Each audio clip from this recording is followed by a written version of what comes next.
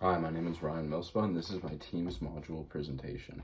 So at the beginning of this module, what I kind of always thought group work was everybody kind of contributing the same amount of work to try to reach a goal and just dividing up the work evenly. And that's what I kind of thought this was based on my experience in like basketball teams, doing group works in class, and even jobs.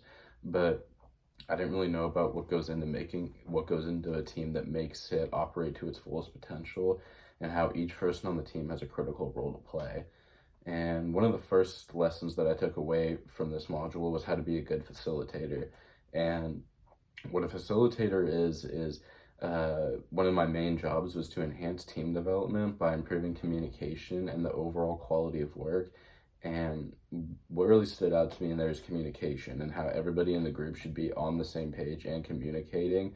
And in my group, I really wanted to do this like when we had Zoom calls and when we were all talking. I wanted to make sure that everybody's voice was heard and that everybody felt like they were as empowered as everybody else with their ideas. And I really saw this with four of us had all previously worked together, and one of the people in our group hadn't worked with us before, and her name was Nishida. And I realized that working in a group that you may not have worked in before can be a little nerve-wracking. Maybe you don't want to put your ideas out there as much. So when I saw that Nishida hadn't really worked with us too much when we were in groups, I really always wanted to make sure like to add comments like, hey, is everybody on the same page? Is everybody understanding this? Anybody else want to put anything else out there? So that was what I really took away from being like a good facilitator. And then also just making sure everybody is getting their work done and staying on top of things. Even asking if anybody like needs any help, if anybody kind of needs to take a little break and give the work to somebody else. That's what I really thought being a good facilitator was, and that's what I tried to do within my team. One of the second lessons I learned was about differentiated empowering leadership and how it impacts team performance. And what differentiating empowering is, it can take place in any group, and it takes place when uneven empowerment reduces information sharing within teams, which in turn negatively impacts team task performance.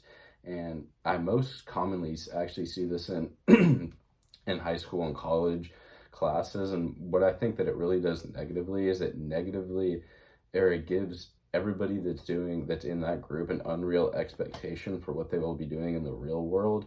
And I usually see this in college when somebody is doing like 80% of the group work and the rest of the group, or like 70% of the group work, and the rest of the group is doing about 30. And even the person who's doing 70% will be completely fine with that. And obviously, so will the people who are doing 30%.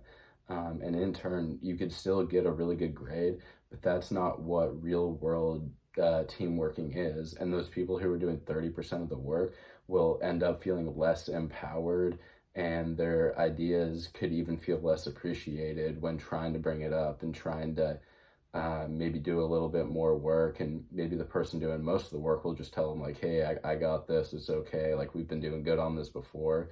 And that's really not what teamwork should all be about. It should be about everybody like bouncing ideas off each other and communicating and really making sure that all ideas are being heard from, so that everybody feels even within a group. And that's how differentiated empowering and leadership can negatively impact your team. And it's by someone kind of, or maybe multiple people taking control of the work and feeling like they need to do more, or yeah.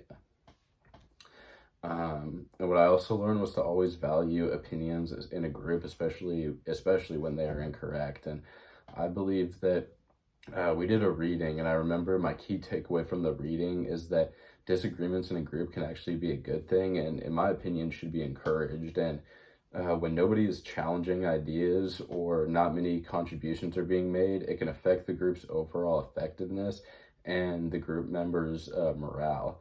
And rather than going off the first idea you had, instead, I learned to either put in a few other good ideas or to challenge the idea and try to make it stronger, and make sure that everybody in the group can actually contribute to it.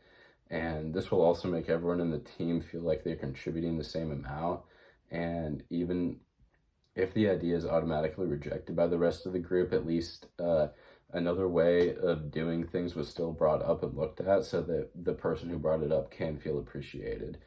In the end, this module not only taught me how to be a better team member, but also how a team should be operating and what everybody in the group could be doing to make the team operate to its fullest potential.